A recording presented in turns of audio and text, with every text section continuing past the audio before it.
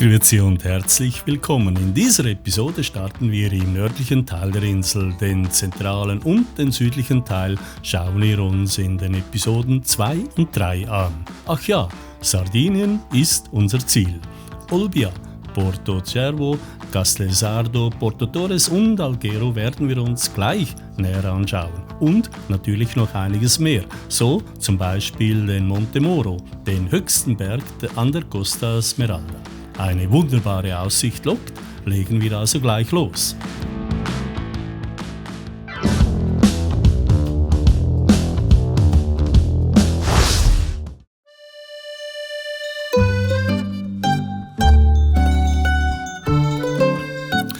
Ja, dort hinauf wollen wir. Übrigens, unser Hotel liegt in Abbiadori, ca. 25 Kilometer nördlich von Olbia, also auf dem Land. Ja, und da gibt es, wie fast überall auf der Insel, gute Restaurants. So zum Beispiel das Ristorante Gastronomia Belvedere, inklusive einer Top-Aussicht.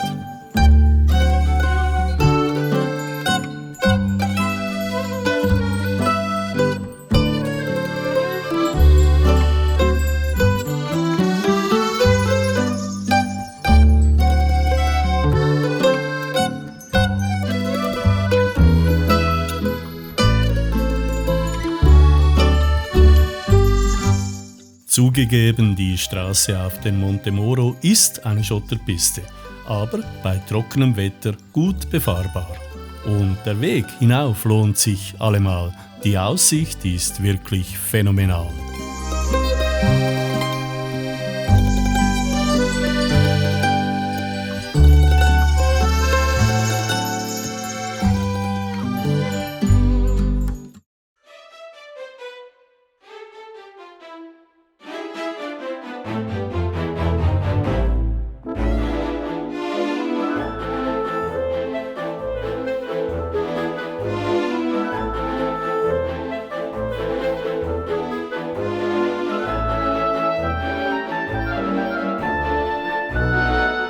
Purer Genuss bietet die 360-Grad-Aussicht auf die wunderschöne, interessante Landschaft der Costa Smeralda.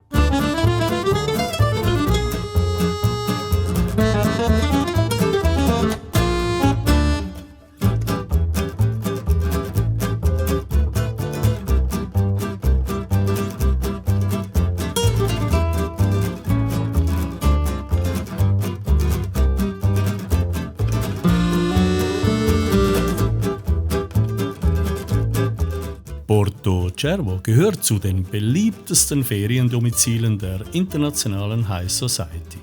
Das in allen Blautönen schimmernde Meer, die feinen weißen Sandstrände und edlen Nobelboutiquen von Porto Cervo locken in den Sommermonaten allerlei Stars, aber auch viele normale Touristen wie uns an die äußerst beliebte Costa Smeralda.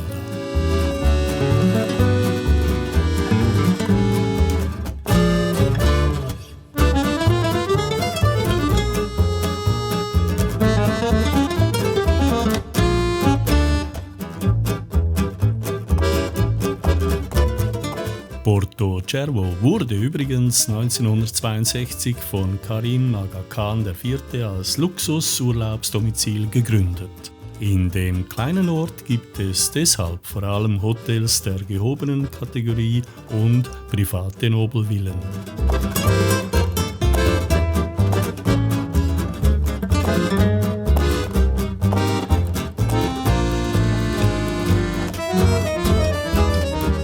Wer mit der eigenen Yacht nach Porto Cervo kommt, geht in den exklusiven Yachthafen Porto Cervo Marina vor Anker.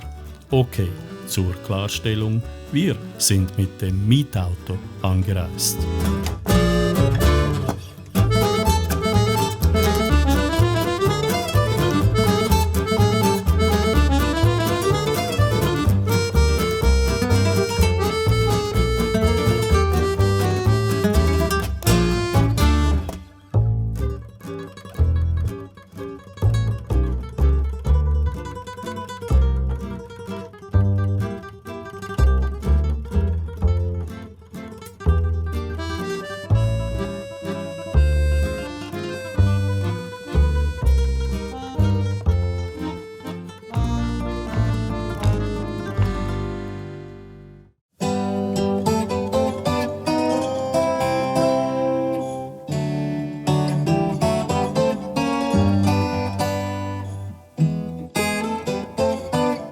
Wir sind in einer traumhaft schönen Landschaft unterwegs nach Castelsardo im Norden Sardiniens.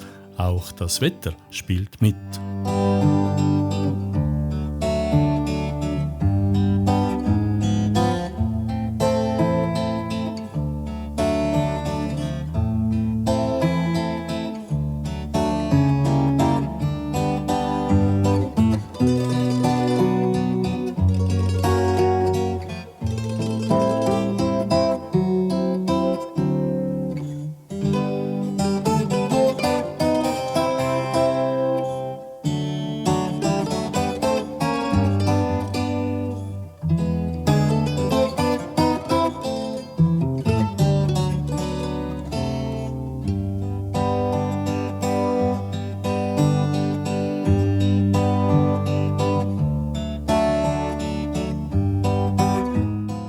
Als erstes erkunden wir den Yachthafen, der in einer kleinen Bucht leicht westlich vom Ort liegt.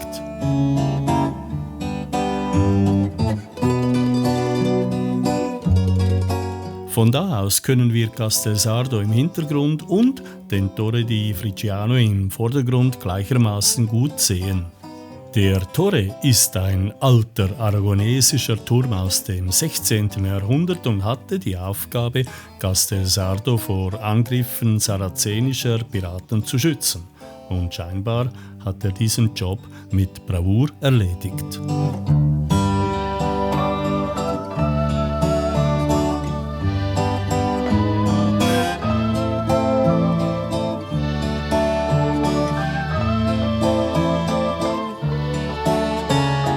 Die Aussicht auf die Küste vom Dorf selber ist wunderschön. Sehr hübsch der Blick auf das Castello dei Doria, das hoch über Castelsardo thront.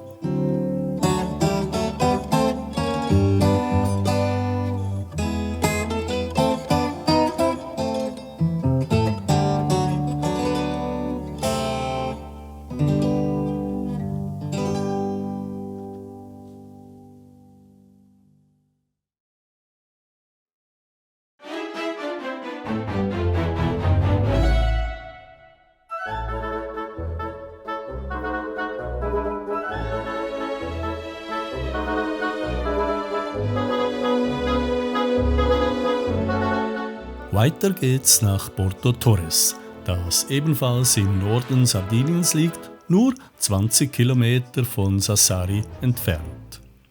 Die Stadt verfügt über einen Hafenkomplex mit überregionaler Bedeutung sowohl für den Personen- als auch für den Güterverkehr. Denn nur von Porto Torres aus bestehen Fährverbindungen zwischen Sardinien und Spanien, genauer Barcelona. Das Zentrum macht einen ruhigen und gemütlichen Eindruck und man spürt dass im September die Hochsaison im Tourismus vorbei ist. Das Wahrzeichen der Stadt, der Torre Aragonese, stammt aus dem Jahr 1325. Der Turm hat eine immense Struktur mit einer achteckigen Form, 14 Meter hoch und 13 Meter breit. Seine achteckige Form unterscheidet sich von anderen zylindrischen Befestigungen.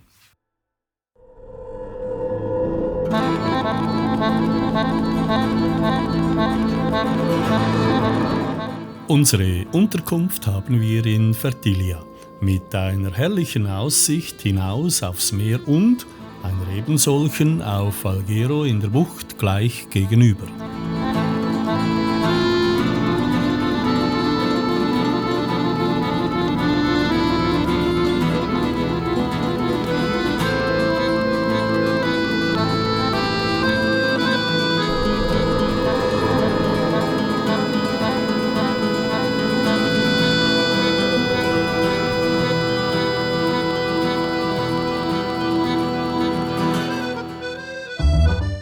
Ja, und diese Stadt wollen wir uns näher ansehen. Mit dem Auto ist Alghero von Fertilia in wenigen Minuten erreichbar.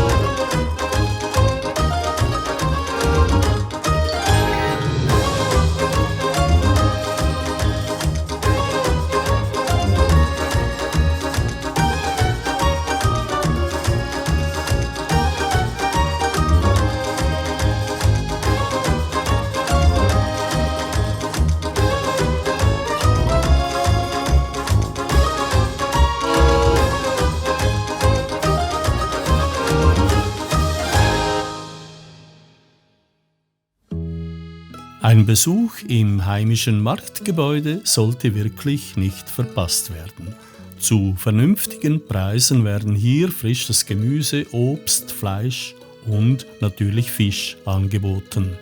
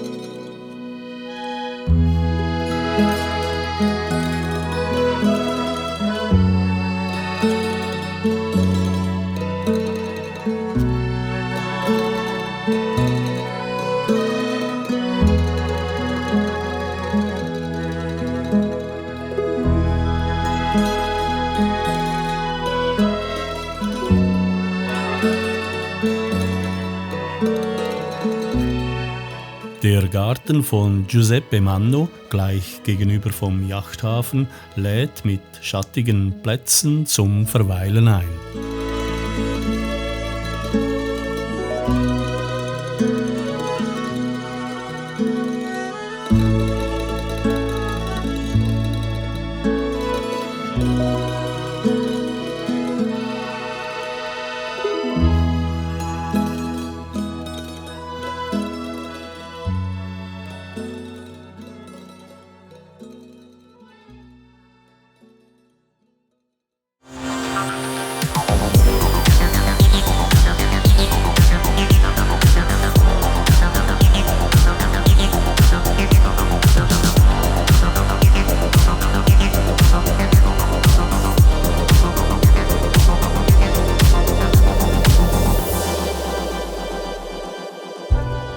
Am Hafen entlang zu laufen ist sehr gemütlich und interessant gleichermaßen und abwechslungsreich. Wer möchte, kann sich hier ein Boot mieten oder gar einen Trip mit dem Segelboot chartern.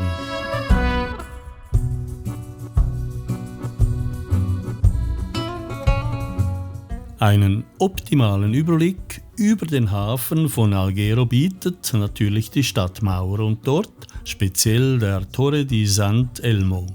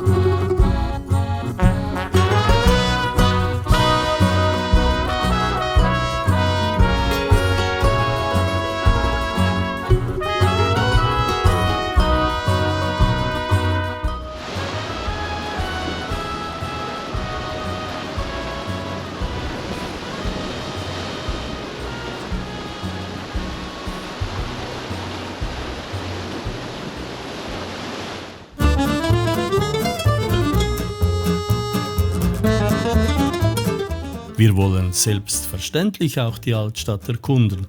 Das Schlendern auf dem alten Kieselpflaster oder den glatt gewetzten Steinplatten der engen Gässchen und auf dem Piazze macht Spaß.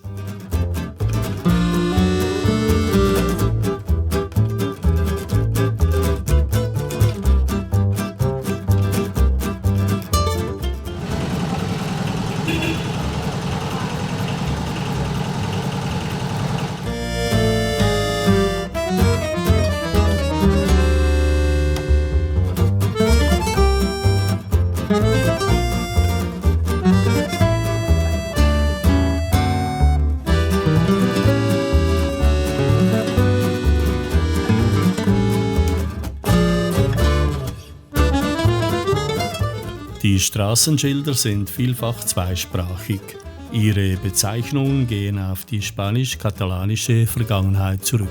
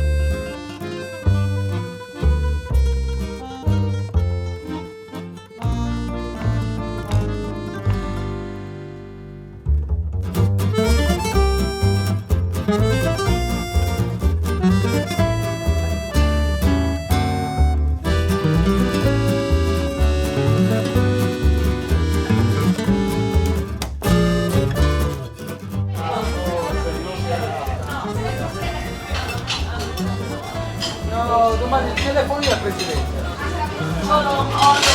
No, adesso ti telefono io.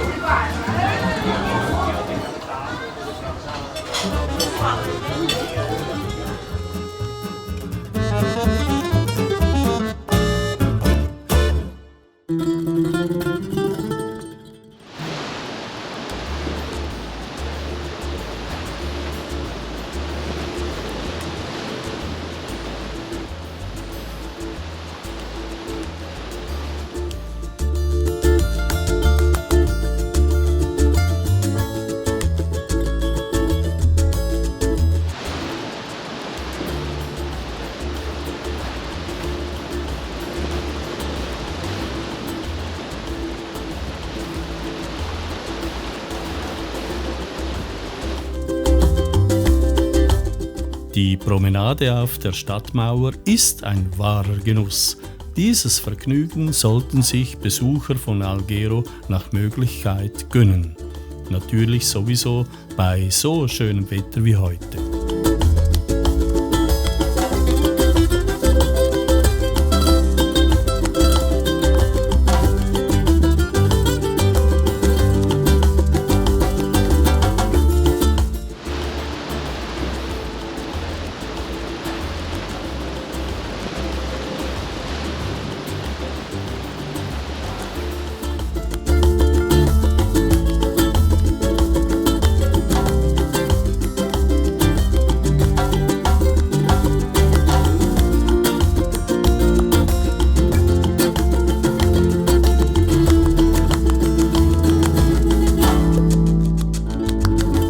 Insgesamt, auch im Hinblick auf die Stadtmauer und die alten Wachtürme, wirkt Alghero schon sehr speziell und ist absolut einen Besuch wert.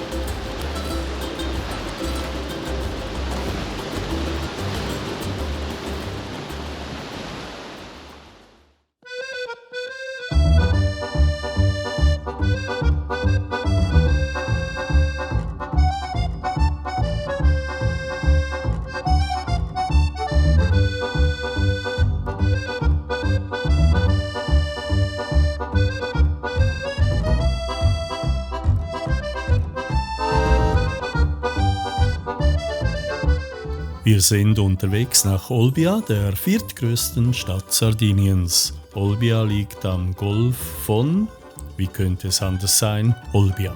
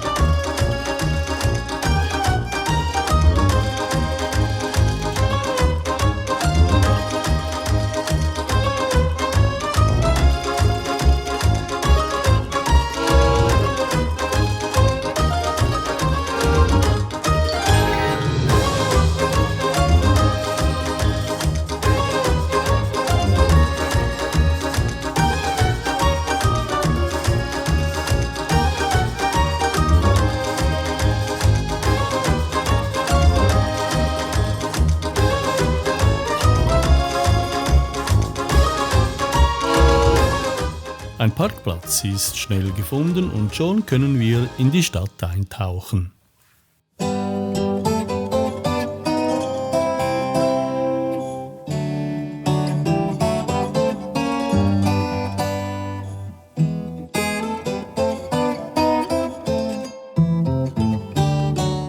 Olbia wirkt wie ein charmantes Tor zu Sardinien, geschäftig und doch auch entspannt und sehr mediterran.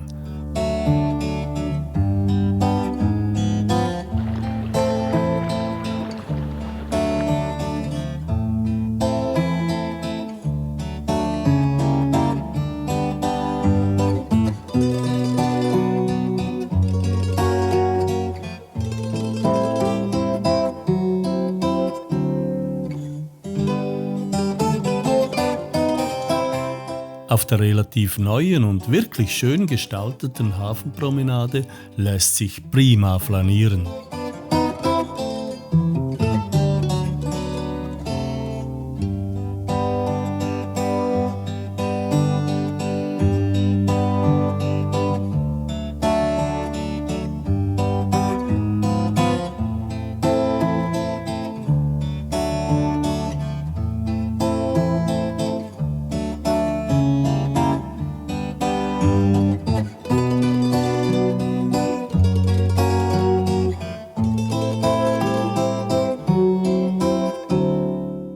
C'è un rappresentante della Pincar, facciamo un applauso alla Pincar che ha contribuito a questa edizione della pedalata.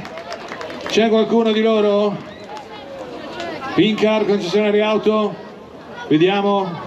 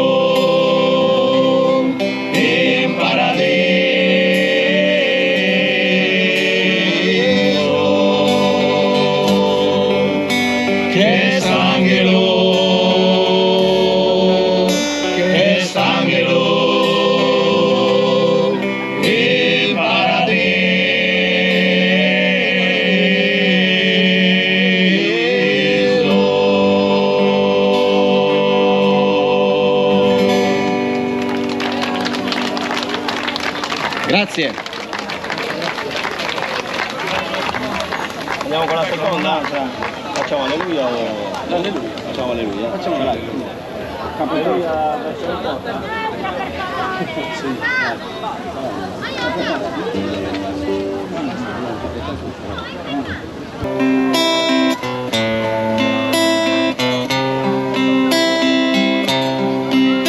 Tuas ánimas que amará, tuas manos que se stringono, profumo de sus fiores, alleluia.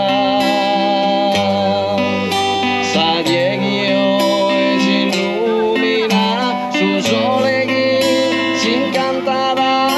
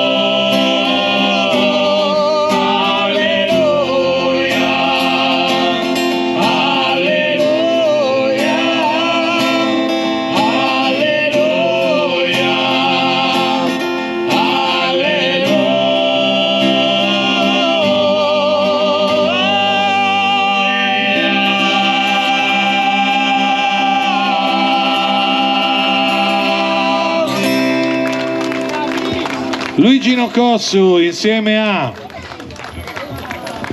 Attilio Ventroni, Maglio Cossu, Raimondo Zoroddu e Fiorenzo Podie.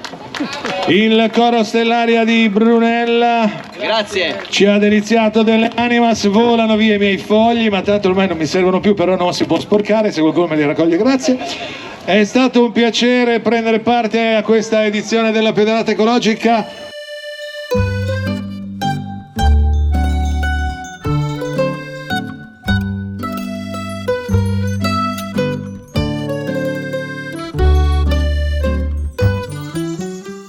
Kleinen, verwinkelten Gassen wechseln sich schicke Shoppinglokale mit vielen Restaurants und Trattorien ab.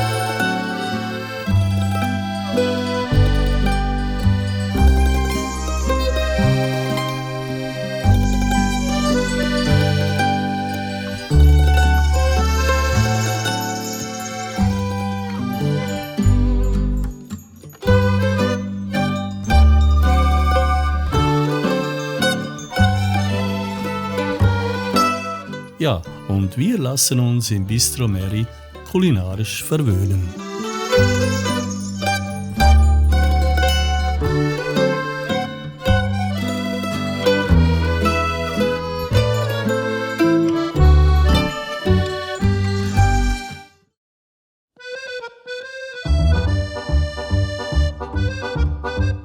Okay, gönnen wir uns also noch eine kleine Fahrt durch die Stadt.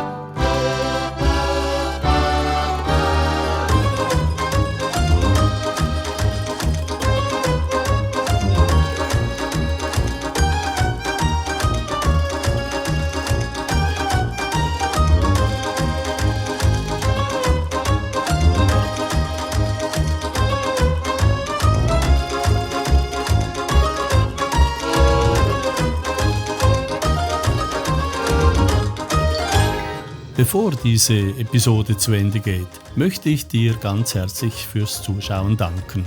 Ich freue mich natürlich über deinen Kommentar, genauso über dein Like und natürlich auch über dein Abo. Und wenn du auch noch die Glocke drückst, dann verpasst du künftig keinen meiner Filme. Ja, und ganz zum Schluss folgt meine Vorschau auf das, was dich in der nächsten Episode erwartet. Es geht weiter der Westküste entlang Richtung Oristano. Dabei erkunden wir die Ortschaft Bosa und dort natürlich speziell die Bosa Marina und den Torre di Bosa. Unterwegs gibt es wunderschöne Hausmalereien zu bestaunen. In Arborea stellen wir fest, dass es auf ganz Sardinien nirgends so viele Fahrradwege hat wie hier. Die Leute ohnehin ganz auf Fahrrädern stehen und überdies sportlich sind. Im Zentrum Sardiniens bewundern wir nicht nur die herrliche Landschaft, aber diese besonders. Und der Lago Basso del Flumendosa zeigt sich uns von seiner schönsten Seite. Wir fahren durch das Geisterdorf Cairo. Und ja, auch Parisardo an der Ostküste verfügt über einen Torre, genauer über den Torre di Bari und über einen wunderschönen Strand. und über einen perfekten Service im Sandcafé. Wir sehen uns bald wieder und bleib munter!